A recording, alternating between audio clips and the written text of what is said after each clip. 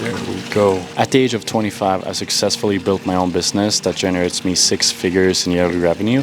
But what I'm mostly proud of is the fact that I can work from wherever I want as long as I have internet, and I can travel the world and pursue my passion for surfing. As you can see right now, I'm in Bali, Indonesia, and going to live here for the next few months, just work from here in a villa with my friend. And that freedom is what I'm mostly proud of. And in this video, I want to give you a raw, unfiltered look into how I was able to get to this point, because it doesn't feel like that long ago when I was on the other side of this, looking at other people living the dream life and kind of being stuck in a 9-to-5, not really knowing what to do with my life. So before I get into my actual story and how I got here, I want to let you know that it was definitely not easy. It was extremely difficult, a lot of hardships, a lot of failing. And at many points throughout my starting phase, I almost quit, I almost gave up. And I'll get into telling you why that is, and you'll probably understand it as I get into it. But starting out is probably the hardest thing, you know. It's going from 0 to 1 is always going to be the hardest. And hopefully by the end of this video, you'll have a little bit more inspiration to go and make that first step for yourself. So first, let me give you some context to where I started. So when I was 19, I came across a book called The 4-Hour Workweek. You've probably heard about it. If you have not heard about it, it's written by Tim Ferriss. And essentially the idea of the book is creating a life for yourself that not only prioritizes the traditional way of working 9-to-5 until you're 65 and then retire, but incorporating more of what you really want to do now, having the time to do mini retirements, as he talks about in the book, being able to take a little bit of time off of work and go and, you know, maybe hike a mountain or go on a long trip, you know, living life while you're young, and prioritizing time and freedom in addition to money, and not only money in the traditional way. And that is why this book opened my mind to thinking differently about things. And the main idea that stuck with me is what he calls lifestyle design. So lifestyle design has many different components to it, but essentially it's about, you know, having either a remote job or having your own business that can help you fuel your lifestyle. So being able to live life on your own terms, travel the world if you want to do that, spend time doing what you love outside of making money, and essentially just having that freedom. So the 3 types of freedom that I'm happy to say that I now have, but what I really wanted back then when I started was, number 1, of course, financial freedom, having the money to live comfortably while being able to invest in your future. So save up money, but also invest in stocks, index funds, those kind of things. In addition to that, location freedom, being able to be wherever you want to be in the world. So for me right now, I'm in Bali, Indonesia, but I've been traveling a lot more, seeing a lot of other places as well. And I can essentially, as long as I have internet, I can essentially be wherever I want. But also, most importantly, time freedom. Being able to spend your time how you want to spend it. So if I wanted to go surf right now, I could. If I wanted to go to the gym right now, I could go and do that. Of course, right now I choose to make content, but I can set up my schedule how I want it. And those 3 components is what I consider the ultimate freedom. Nobody can tell you where to be or how to spend your time. You do that on your own terms. So as I'm reading this at the age of 19, it really inspired me to go and, you know, figure out a way that I can achieve something like this. Because at the time, I had just kind of quit my basketball career. That was my dream for a long time, but over the years I lost motivation, and that kind of faded away. So when it did, I had no identity anymore. I didn't really know what I wanted to do with my life. But what I did see was a lot of these guys, young guys, making a lot of money on the internet and being able to live life freely. And looking at that as a young guy, that really inspired me, and it motivated me to see what is possible, because like these other guys at my age are doing it, why can I not figure out a way to do it? But I just couldn't seem to take the first step. I didn't know how to start a business, I didn't know how to register my business. There were so many unknowns that held me back from taking the first steps. So what I decided doing was moving to Australia, and I started university there. And that turned out to be one of the greatest times of my life. It was absolutely amazing. I moved away from home for the first time. I learned how to surf, and that's really where I got the passion for it. Got a girlfriend, made a lot of amazing friends, and it was just a great time. But originally, of course, I went there to study business and marketing, but let me tell you, it wasn't really a lot of knowledge that stuck with me. Like, I went to university, went to lectures, but very little of what I learned at university in that year actually stuck with me, because it was just not applicable to what I'm doing today. So after the first year, I was supposed to do my whole bachelor degree down there, which is 3 years, but unfortunately COVID hit just after 1 year, and I was forced to go back home to Norway. And when I got back home, you know, everything was closed down. It was during COVID, so there was nothing really to do. I was living with my family again at my mom's basement, and I didn't really know what to do. I started working for her business and helping her with digital marketing, but it wasn't really inspiring to me. It wasn't really what I wanted to do at the time. What I really wanted to do was starting my own business. So in the midst of COVID, when there was nothing else to do, no distractions, like you couldn't go out, you couldn't hang out with friends, I started my business slowly but surely in the basement of my mom. So I started reaching out to clients because I did have some knowledge of how to run Facebook ads, because I'd done that for my mom's business. And I started reaching out on Facebook and in Facebook groups where I found some business owners. And eventually, after doing a lot of outreach and spending a lot of time looking for clients, I got my first client. And I reached out to them. They had tried Facebook ads in the past, but they hadn't had any amazing success with it. So I told them, hey, I'll work 2 weeks for free for you guys, and if you're not happy with it, you don't need to pay me. And if you're happy with it, you can continue to pay me. So I sent over the contract, they signed it, and I felt a lot of pressure, you know, because finally I had this opportunity, and I really wanted to make it work so that I can have my first paying client. And so the first week went by and nothing amazing was happening. I created some ads, set up some campaigns, but almost no results were really coming in. And I remember them texting me asking like, hey, when is something going to happen here? We're not seeing a lot of results and we're spending quite a lot of money on these ads. But because I was so determined to make it work, I watched so many tutorials on YouTube and did so much research to figure out how I could make the campaign work.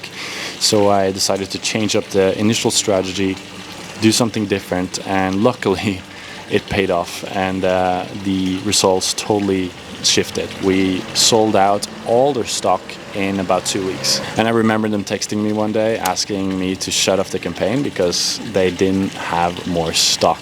And as much as it sucked that I had to turn it off, it became an amazing case study, an amazing testimonial, and they gave me a lot of referrals. In addition to that, I had a case study, so it was easier to get other clients as well. And this gave me some momentum to go. It was still really difficult, but it was a lot easier because now I had something to work off of. So that's how I got my first case study. Then I got some more clients over time, all very, very small clients. I still worked for free the initial 2 weeks for most of them. But over time, my business slowly but surely started to grow. Now, it took about 6 months of this where I still was working for my mom, in addition to having this as kind of like a side hustle at the time. And I moved into my own apartment, and I was just spending a lot of time by myself working on my business. And this is probably what I would consider my lonely chapter, because I was not partying, I was not hanging out with people. I was literally just working on my business all day, every day, working out and working on my business. And I was doing this for, quite a lot of months. I was doing this for quite a long time, and at some point I just understood that this is not healthy for me. This is not sustainable. I need to figure out a way that I can be social, have people around me, but also work on my business. So what I ended up doing is I found this place in Lofoten, Norway, which is like, 3 days of driving away from where I was living at the time. But I found this place called a co-working lodge, and I saw a lot of videos of people surfing, living together and working together. And that really, at the time, that looked like the perfect thing for me to do. So I immediately called them up and asked if I could book a month with them. I had saved up money at that point, so I could afford it. Packed my bag, packed my car, and then spent 3 days driving all the way up there. And I remember having to stop every now and again to work on my clients and to have meetings on the way up.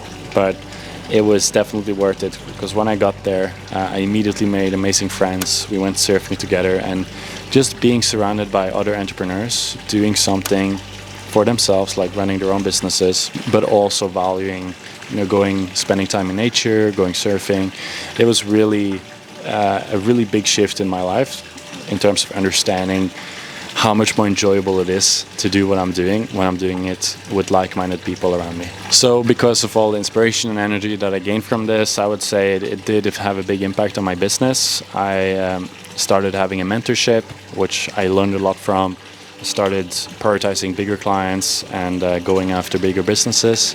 And as a result, my business grew quite a lot. So after this month in Lofoten, living with these other entrepreneurs, I realized that this is the direction I want to go. This is how I want to continue to do this. I want to be surrounded by people, find communities and travel, and not just stay stuck in my apartment. So I gave myself a deadline of about 2 months. I booked my next trip to Sri Lanka with a friend, and I told myself that I will find a way to hire a media buyer so that I can get myself a little bit out of the day-to-day operations of running my business, so that he can do some of the service delivery and I can spend more time, going surfing and maybe getting off my laptop for a little bit. And it was not easy to find someone. I used Upwork and Fiverr and Freelancer.com, but I just couldn't find anyone that seemed good enough. I didn't really connect with any of them. But now looking back, I understand why. I just had a horrible hiring funnel. But at the time, it was stressful. But at some point, there was just like a few days until departure, and I just had to pick one guy. So I went with him from India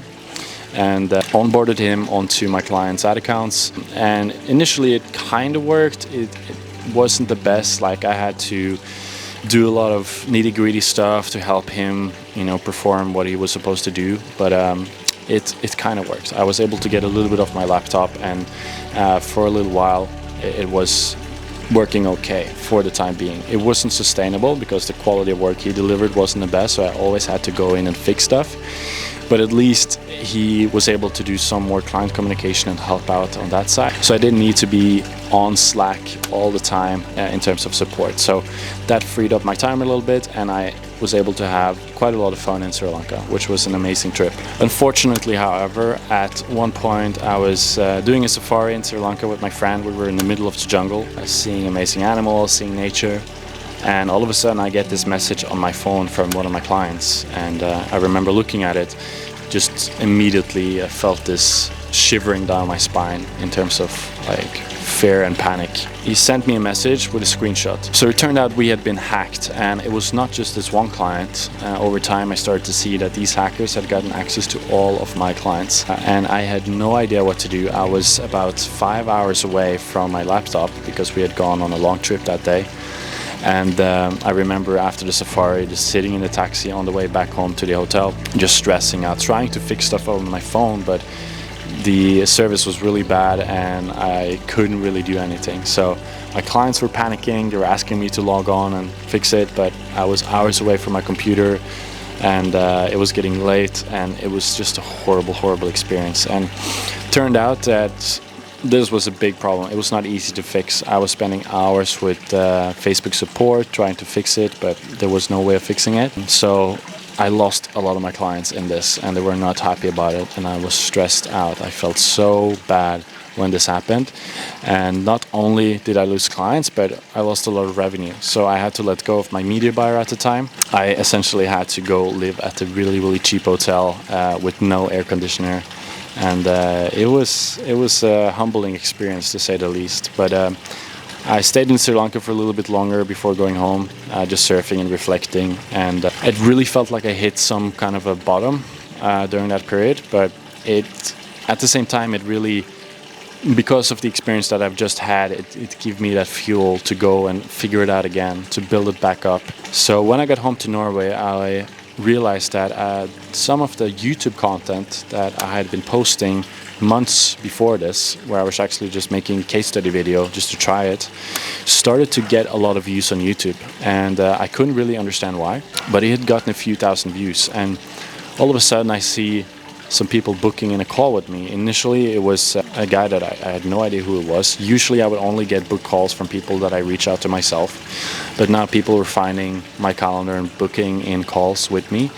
And when I hopped on the call, it was the easiest sale that I've ever had up to that point. So I immediately closed him on a much higher retainer than I had done up to that point. And then a few weeks after that, another call was booked, and this was an even bigger business. And again, it was the easiest sale ever.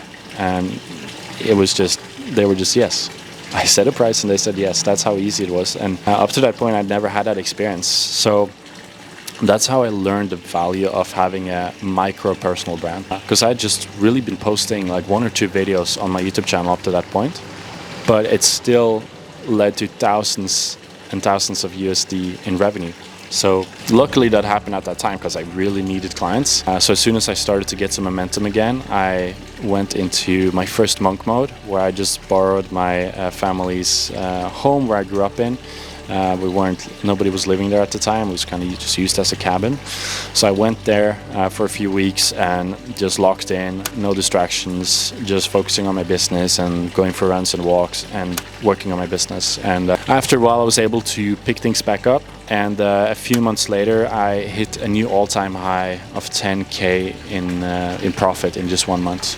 It was, I think it was 11K euros in profit. And that was, when I started out, just the thought of making that much money was like, I thought I would feel so successful when I reached that point. But at the time I remember sending a message to my friend telling him like how cool it was, but at the same time it didn't feel like anything had changed. I didn't have a lot of emotions attached to it. So I remember hitting that 10K, and I was back in Lofoten at the time, just surfing, spearfishing, and running and hiking in nature. But even though I'd reached amazing amount of revenue, and I now had freedom and the money to go where I wanted to go, it still didn't really feel that fulfilling. And I think the reason for that is that I felt more like I just had multiple jobs, because I was doing everything. I didn't have any contractors that I was working with at the time, no employees, no contractors. I was doing everything myself. Yes, that got me to 10K, but beyond that, it didn't feel like it was scalable, because if I were to take on more clients at that point,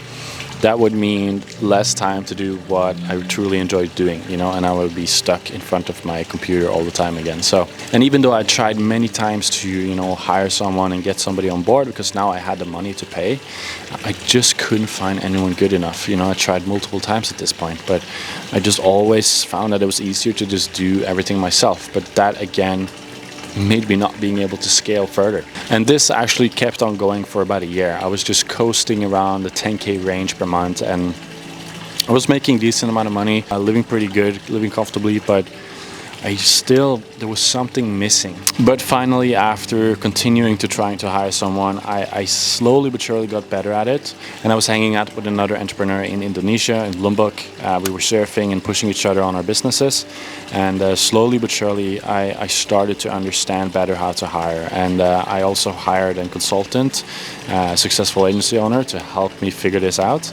And over time, after a lot of investing and a lot of learning and failing, I started to understand how to hire. It took some time, but this was a big breakthrough for me, because it allowed me to have a business that's more fulfilling to run. I wasn't doing too much of the stuff that I didn't enjoy.